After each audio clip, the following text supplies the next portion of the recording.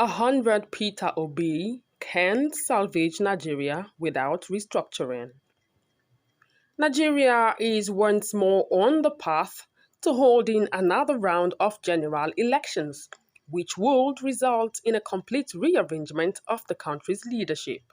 As a result, new people, new political alliances, and alternative political realignments would emerge to govern what is left of the country, which has already been fragmented. Citizens are already vying for votes for Mr. Peter Obi of the Labour Party, Alhaji Atiku Abubakar of the People's Democratic Party (PDP), and Asiwaju Bola Tinubu of the ruling All Progressives Congress. It appears that the enthusiasm to elect a better leader who would resurrect the country and lead her citizens to the promised land is at an all-time high during this period. But what the citizens of Nigeria do not realize is that the cankerworm of insecurity and obvious corruption that is currently eating Nigeria from the inside out cannot be solved by 1,000 new presidents or 1,000 more elections.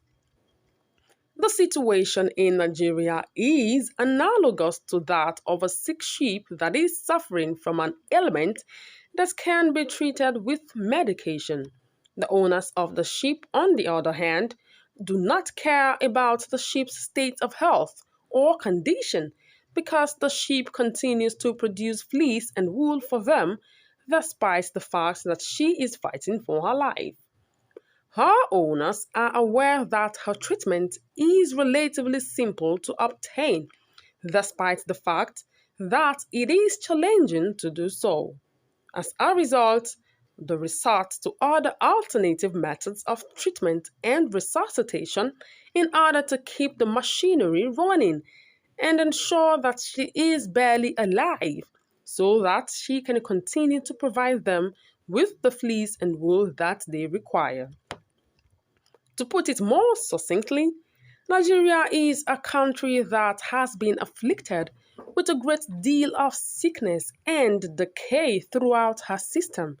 She is a country that is afflicted with the highest forms of corruption and crime, both of which originate from the highest echelon of leadership and work their way down to the lowest form of citizenship.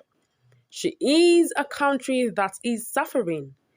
Diverse ethnicities are not helping the situation, which is made worse by the fact that feelings of nepotism and tribalism are on the verge of tearing the country apart. Restructuring has been shown to be the only solution to this problem. However, each successive leadership has found a way to cover up the handwriting on the wall while opting for alternative methods of cures to assist them in running the country in the interim. Despite the fact that the country is on a short fuse that threatens to blow it up into smithereens. Time and time again, every subsequent leadership has found a way to blot out the handwriting on the wall. When democracy in a country does not appear to be functioning properly, one of the most important solutions to pursue is restructuring. This is a solution that has a success rate of 100%, judging by how well it has worked in other countries that have given it a shot. Restructuring is one of the most important solutions to pursue when democracy does not appear to be functioning properly in a country. It is unfortunate to see that the natives of the geopolitical zone who need the restructuring much more in the country have chosen to ignore the cries for restructuring and pursue an alternative cure through the electorate solutions to air their numerous grievances in an effort to overhaul the leadership in a voting pattern that is driven by personal vendettas rather than vying for a permanent solution through restructuring. It is a voting pattern that is driven by personal vendettas and not necessarily a movement for a definite solution.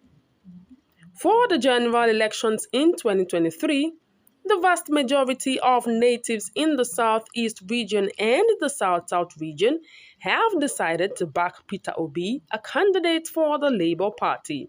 By doing so, they are effectively placing all of their votes for Obi and throwing their support behind the Labour Party.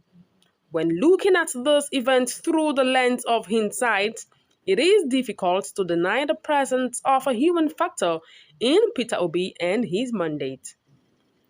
As a successful businessman and a former governor of the state of Anambra, Peter Obi can be considered someone who has dabbled in the world of leadership and emerged with a good track record to show for it. This is the opinion held by those who follow him. However, in terms of leadership in Nigeria, it is an altogether challenging landscape to navigate, particularly if you are in charge of directing the activities of Nigeria's leadership. The mantle has been assumed by a great number of individuals who have been dubbed saints, but who have ultimately failed or disregarded the exact mandates for which they were elevated to the position in the first place. Why then should we put all of our hopes in Obi when these regions might easily compete for reorganization that would alleviate their suffering and give them a voice in the running of the country? If Obi is serious, if he truly cares about Nigeria's future, he will recognize that he lacks the ability to fix the country's existing challenges, which include everything from infrastructure development to endemic corruption. In the event that Obi is truly serious, he will be aware that he lacks the ability to tackle Nigeria's current strike crisis, considering the despicable Nigerian 1999 constitution, which will definitely incapacitate any incoming Nigerian president. An insatiable desire for personal advancement is the only reason why a sane and an educated individual from southern Nigeria, particularly the southeast, would jump from one political party to another to compete in an election under this abhorrent Nigerian constitution from 1999, which effectively disenfranchises the southern geopolitical zones of Nigeria because of a lack of restraint in ambitious pursuit. This is exactly what is happening. Because most Southerners should be vehemently opposed to the move, they are instead cheering and yelling obedient at this jamboree, which is both amusing and heartbreaking at the same time. It should come as no excess surprise, rather, that people receive the kind of leadership that they deserve. Since the return of democracy in Nigeria well over 20 years ago, Nigerians, and particularly those from the Southeast, have struggled with the political destinies, thereby ushering in a leadership that has never really added value to them in the way that it ought to have.